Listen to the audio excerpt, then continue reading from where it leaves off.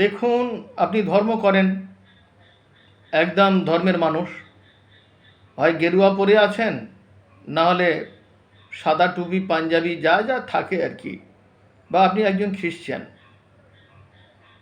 তো আপনি যদি সন্তানকে মানুষ না করতে পারেন, সব কিছু গেল জলাঞ্জলি, ব্যর্থ। কারণ আপনি একটা খারাপ সন্তান পৃথিবীতে রেখে যাবেন, গালাগাল খাবেন তো আপনি।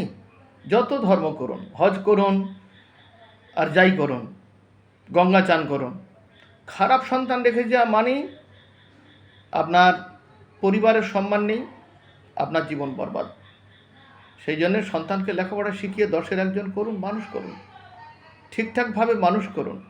তবে ঠিকঠাকভাবে মানুষ করতে হলে আপনাকে পরিবর্তন হতে হবে, কারণ আপনার জীবনের যা কিছু খারাপ, জীবন থেকে তাড়িয়ে দিতে হবে। You have to change your character.